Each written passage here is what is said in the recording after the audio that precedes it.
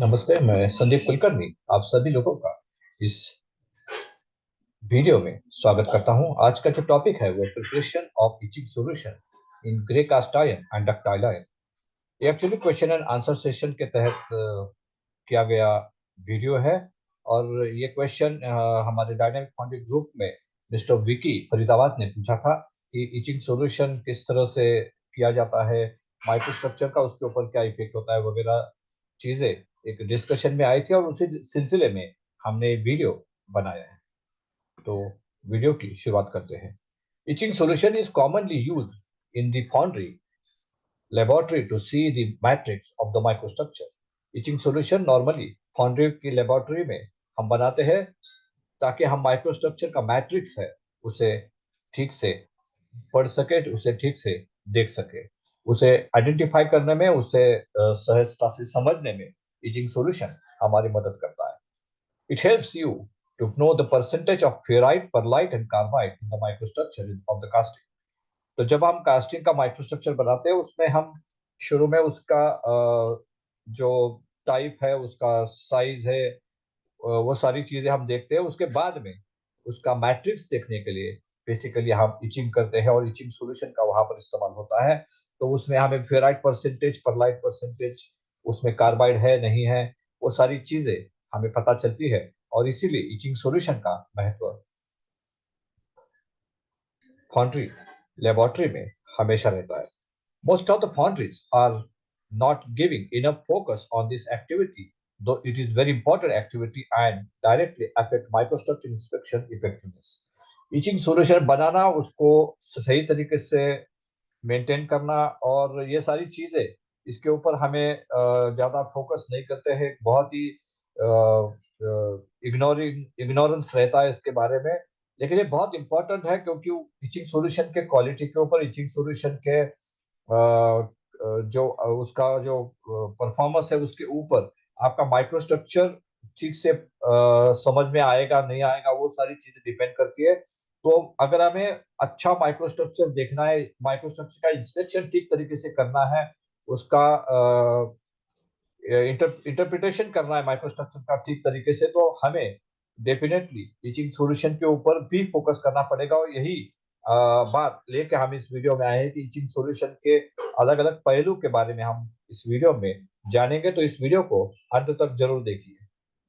How to prepare etching solution. तो etching solution किस तरह बनाते हैं? तो 96 टू 98 ml ऑफ इथेनॉल में आप 2 से 4 ml नाइट्रिक एसिड मिक्स कीजिए। Take 2 to 4 ml nitric acid and mix it with 96 to 98 ml of ethanol.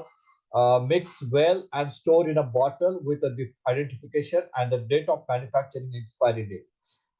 जब हम इथेनॉल और नाइट्रिक एसिड को मिक्स करते हैं, ठीक से मिक्स करने के बाद इसे बॉटल में भर के रखिए, और उसके ऊपर आइडेंटिफिकेशन होना चाहिए, आपकी मैन्युफैक्चरिंग डेट होनी चाहिए, और उसकी एक्सपायरी डेट भी होनी चाहिए।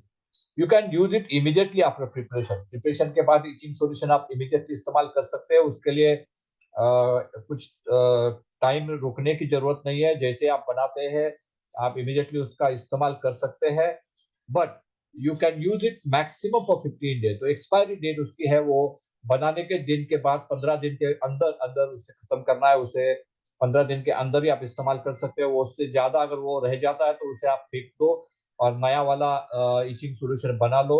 जैसे आपका जो मैट्रिक्स है वो ठीक दिखाई देगा आपको, उसका जो इंस्पेक्शन है वो सही तरीके से आपको मिलेगा, उसका इंटरप्रिटेशन सही तरीके से मिलेगा। इसलिए एक्सपायरी डेट को डालना, उसको मेंशन करना मत भूलिए। While using, stir the solution properly once and then apply 2 to 4 drops on the microstructure और micropiece surface rather. जब भी आप इस्तेमाल करें हमेशा एक बात याद रखिए कि उस बॉटल को पहले ठीक तरीके से स्टीर करना जरूरी है। उसके बाद उस सॉल्यूशन अगर एक एक बार यूनिफॉर्मली मिक्सअप हो जाएगा तो उसमें से 2 या 4 ड्रॉप्स उस माइक्रोस्ट्रक्चर के उस सरफेस पे जहां पे हमें मैट्रिक्स देखना है उसके ऊपर आपको डालने हैं। And then wash the surface with water and then clean the surface with tissue paper. ये बहुत इंपॉर्टेंट स्टेप है कि जैसे ही आपने उसके ऊपर 2 या 4 ड्रॉप्स डाल दिए इचिंग सॉल्यूशन के, उसको आपको वाटर से वॉश करना है। लेकिन वॉश करने के बाद हल्के से टिश्यू पेपर से उसको पोंछना है। The purpose of using tissue paper is not to destroy that layer but to get moisture out. तो यहाँ पर टिश्यू पेपर इस्तेमाल करने का कारण उस लेयर को रगड़ना नहीं है, उसको डैमेज करना नहीं है, तो बेसिकली मॉइस्चर को एब्सॉर्ब करने के लिए हम यहाँ पर टिश्यू पेपर का इस्तेमाल करते हैं। तो जितने हल्के हाथों से आप उस टिश्यू पेपर को इस्तेमाल करेंगे, आपका मैट्रिक्स उतना बेहतर आपको दिखाई देगा, उसमें क्लैरिटी ज्यादा दिखाई देगी और आपका माइक्रोस्ट्रक्चर का इंटरप्रिटेशन, माइक्रोस्ट्रक्चर का इंस्पेक्शन ज्यादा बेहतर होगा। तो ये स्टेप बहुत इंपॉर्टेंट है। बहुत से लोग यहाँ पर गलती करते हैं और वॉशिंग भी ठीक से नहीं करते हैं, टिश्यू पेपर का इस्तेमाल ठीक से नहीं करते हैं, उसके वजह से आपका माइक्रोस्ट्रक्चर गड़बड़ा जाता है, खराब हो जाता है और आपके अच्छे कास्टिंग का माइक्रोस्ट्रक्चर आपके इस इंस्पेक्शन में हुई गलती के वजह से वो खराब दिखता है और कस्टमर के पास उसका अलग आपका एक अलग एक एक अलग आपका इंप्रेशन जाता है, तो गलत इंप्रेशन जाता है। तो इसके लिए बहुत इंपॉर्टेंट है कि आप टिश्यू पेपर का इस्तेमाल ठीक से कीजिए। Take care of that the surface is only touch by tissue paper to remove moisture from the microstructure piece surface and not to got rub which will affect your matrix clarity। मैंने already इसके बारे में आपको बता दिया कि tissue paper का इस्तेमाल हल्के हाथ से करना है, आपको सिर्फ मॉइस्चर निकालना, यही एक कारण है यहाँ पर।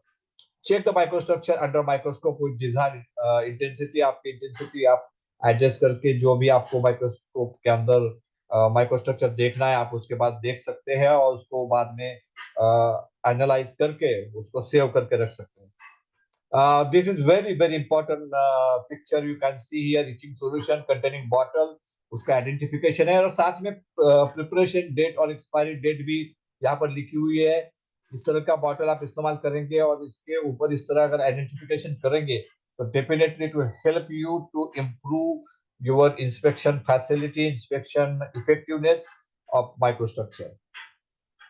Microstructure before etching and after etching आप देख सकते हैं। आफ्टर इचिंग उसमें एक अलग सा ग्लेजिंग आ जाता है, तो दो photos are not very clear, you can understand it. Ductile iron microstructure before etching and after etching, जैसे आप देख रहे हैं इचिंग के पहले सिर्फ आप एक नोडुलरिटी देख रहे हैं, नूडल्स देख रहे हैं, उसका काउंट देख रहे हैं, लेकिन अगर आपको मैट्रिक्स देखना है, फेलाइट परलाइट देखना है, कार्बाइड है कि नहीं वो देखना है, फिर you have to apply the etching solution. और उसके बाद आप देख रहे हैं कि यहाँ पर माइक्रोस्ट्रक्चर में आप फेराइट और परलाइट का परसेंटेज आराम से आइडेंटिफाई कर सकते हैं। सिमिलरली ग्रे कास्टार्ड में आप फ्लेक्स देख सकते हैं, उसका साइज 2 to 4 है, 4 to 6 है, वो देख सकते हैं। ए टाइप है, बी टाइप है, सी टाइप है, वो टाइप भी देख सकते हैं। लेकिन अगर आपको फिर से मैट्रिक्स देखना है, फेराइट परलाइट परसेंटेज समझना है, कार्बाइड कितना उसमें है या नहीं है वो देखना है, तो आपको उसके लिए डेफिनेटली इचिंग सॉल्यूशन का ही इस्तेमाल करना है। यहाँ पर आप देख रहे हैं unetched microstructure image and each microstructure image आपके सामने यहाँ पर दिखाई दे। These are the various etching solutions available in the market और हम कौन कौन से etching solution बना सकते हैं। एक रिव्यू मुझे मेरे पास एक पीपीटी में था, तो I have just sharing it with you for your ready reference with the content of that particular etching solution and where to use that etching solution। वहाँ इचिंग सॉल्यूशन आप कैसे बना सकते हैं, कौन कौन से इंग्रेडिएंट से बनाना है, कौन से परसेंटेज में बनाना है और इसका इस्तेमाल आपको कहाँ पर कर सकते हैं, वो सारी डिटेल्स इस स्लाइड में मैंने यहाँ पर दी हुई है आपके रेफरेंस के लिए। इसी के साथ में इस वीडियो को मैं खत्म करता हूँ। इस वीडियो का बेसिक जो पर्पस था वो समझना है कि इचिंग सॉल्यूशन बनाना कैसे है, उसे स्टोर कैसे करना है, उसका एक्सपायरी कितना इम्पोर्टेंट है और सबसे इम्पोर्टेंट जब भी आप अप्लाई करते हैं तो उसका वॉशिंग और उसका जो टिश्यू पेपर का इस्तेमाल है दैट इज वेरी इंपॉर्टेंट।